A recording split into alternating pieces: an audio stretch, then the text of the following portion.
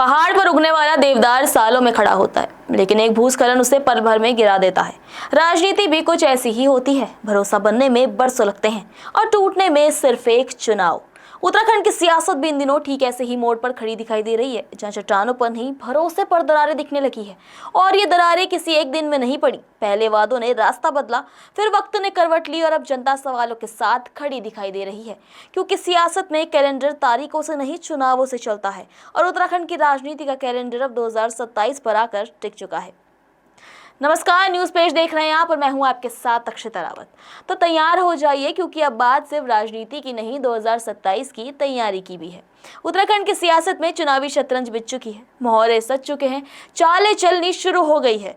फर्क सिर्फ इतना है कि इस बार विपक्ष से पहले अपने ही सवाल पूछ रहे हैं। कहीं जनता नेताओं का काफिला रोक रही है, कहीं मंच से हिसाब मांग रही है, तो कहीं पार्टी के भीतर से ही टिकट और नेतृत्व को लेकर आवाजें बुलंद होने लगी है। ऐसे में सबसे बड़ा सवाल यही है कि बीजेपी 2027 की राह आसान बना पाएगी। देखिए हमारी एक खास पेशकश 2027 की बिसात बीजेपी की चुनौती।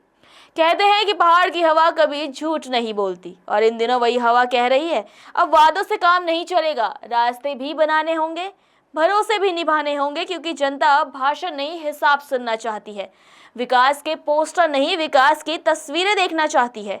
शायद यही वजह है कि प्रदेश में अचानक नेताओं की सक्रियता बढ़ गई है। जो गांव वर्षों से इंतजार कर रहे थे, वहां नेताओं की गाड़ियां पहुंचने लगी है। जो मुद्दे फाइलों में धूल खा रहे थे, वो अब मंचों पर भाषण बनने लगे हैं। आखिर चुनाव जो नजदीक आ रहा है। राजनीति में एक पुरानी कहावत है, चुनाव से पहले हर नेता जनता के करीब और टिकट मिलने के बाद सत्ता के करीब दिखाई देता है। फर्क सिर्फ इतना है कि इस बार जनता भी नेताओं को पहचान रही है और नेता भी जनता के मिजाज को पढ़ने की कोशिश कर रहे हैं। चमोली के पोखरी में बीजेपी प्रदेश अध्यक्ष महेंद्र भट्ट का काफिला रोका गया। विरोध किसी नारे का नहीं था, विरोध उस अधूरी पुलिया का था जो आज भी लोगों के रास्ते में खड़ी है। गांव वालों ने पूछा कि अगर सड़क हमें खुद बनानी पड़े तो सरकार किस बात की। कर्णप्रयाग और रुद्रप्रयाग की घटनाओं ने भी सरकार के सामने कई बड़े सवाल खड़े किए। चारधाम यात्रा जैसी आस्था से जुड़े विषय पर लोग स्थायी सुरक्षा व्यवस्था और स्पष्ट एसओपी की मांग कर रहे हैं। क्योंकि आस्था तो भगवान के भरोसे चल सकती है, लेकिन व्यवस्था तो सरकार के भरोसे ही चलेगी। टिहरी के नरेंद्र नगर में मतदान केंद्र के भीतर कैबिनेट मंत्री सुबोध उनियाल की मौजूदगी को लेकर विवाद हुआ। वीडियो वायरल हुआ, आरोप लगे, बहस छिड़ी। लोकतंत्र की सबसे बड़ी ताकत सिर्फ वोट नहीं, बल्कि उस वोट पर जनता का भरोसा होता है।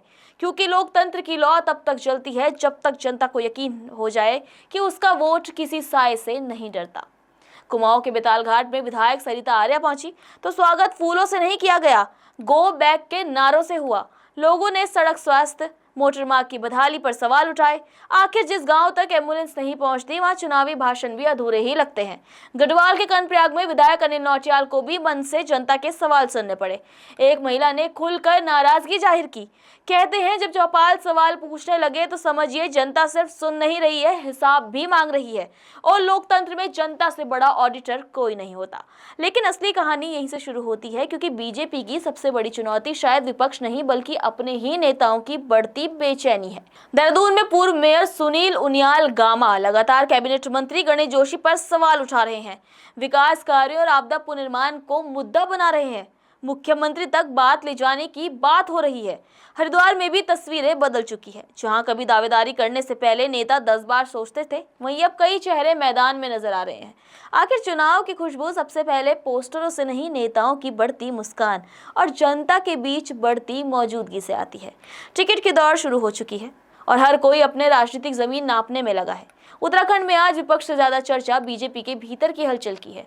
उत्तराखंड भले ही छोटा राज्य है, लेकिन यहाँ छोटे मुद्दे भी बड़े चुनाव तय कर देते हैं। किसी गांव की टूटी पुलिया हो, किसी अस्पताल में डॉक्टर की कमी हो, किसी सड़क का अधूरा निर्माण हो या किसी आपदा में देर से पहुंची राहत, यही सब ईवीएम तक पहुंचते पहुंचते चुनावी मुद्दे बन जाते हैं। क्योंकि यहाँ चुनाव दिल्ली के कमरों में नहीं, गाँवों की चौपाल में तय होते हैं। इसलिए आज जो विरोध अलग अलग जिलों में दिखाई दे रहा है, उसे सिर्फ स्थानीय नाराजगी समझना शायद सबसे बड़ी राजनीतिक भूल होगी। नदियां रास्ता बदल ले तो घाट बदल जाते हैं, हवाएं रुख बदल ले तो मौसम बदल जाते हैं, और जब जनता मन बदल ले तो सत्ता के समीकरण भी बदल जाते हैं। अब सवाल सिर्फ इतना नहीं है कि बीजेपी जनता के सवालों का जवाब कैसे देगी, सवाल ये भी है क्या वो अपने ही नेताओं की महत्वाकांक्षाओं को एक मंच पर रख पाएगी। क्योंकि 2027 का चुनाव सिर्फ सरकार बनाने का चुनाव नहीं होगा, ये जनता के धैर्य, नेताओं की विश्वसनीयता और सत्ता के दावों की सबसे बड़ी परीक्षा भी होगा। और याद रखिए, पहाड़ देर से फैसला करता है, लेकिन जब करता है तो सिर्फ सरकार नहीं बदलती, बल्कि पूरी सियासत का मौसम बदल जाता है। आप इस पर क्या सोचते हैं? कमेंट्स में अपनी राय जरूर दें और देखते रहिए न्यूज़ पेज।